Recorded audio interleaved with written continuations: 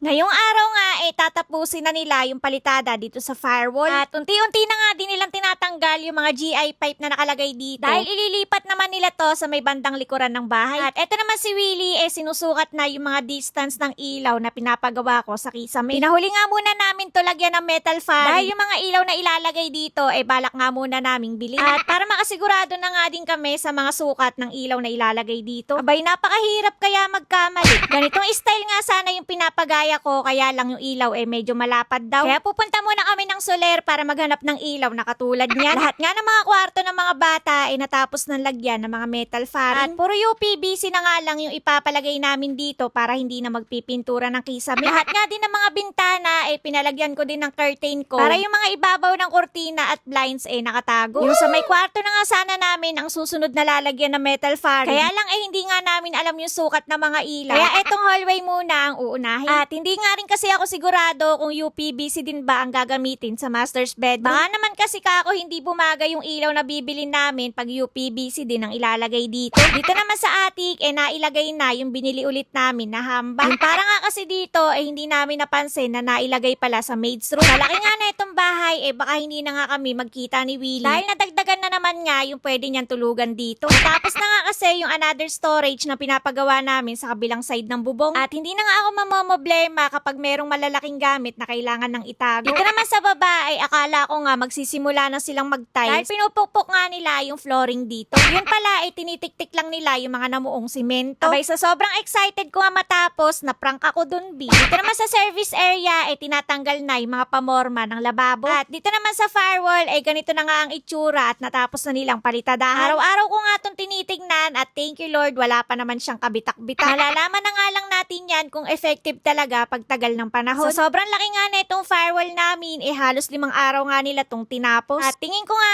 naumay na din sila dito. Sabi nga nila malapit na nga daw ang tag-ulan at baka abutan nga daw kami ng bagyo habang nagpipintura. Huwag nga kayo mag-alala at kahit anong mangyari matatapos nga yan. Kahit bumabagyo pa yan makikita nyo kaming dalawa dito ni Willie na nagpipintura. Bandang likuran at gilid na lang naman ng bahay ang hindi pa napapalitadahan. Saglit na lang naman na yan dahil wala na nga silang mga abubot na ilalagay. At pagkatapos nga niyan kisame at tiles na lang ang popuusan nila. Kaunting ritual na lang talaga at malapit na matapos itong pinapagawa naming bahay. Sa kabilangan ng mga pagtitiis namin heto nga taanihin na namin yung bunga. Bay, ilang taon ko din to inantay, B. Kaya sobrang saya ng puso ko dahil eto na yung maganda at malaking bahay na pinapangarap ko lang noon. Abay, kailan naman kaya ako magpaparada dito ng mga sports ko? Kaya hanggang dito nga muna ulit yung update ko sa inyo ngayong araw. Kaya naman, wag mo kakalimutan i-follow. Bukas na lang uli!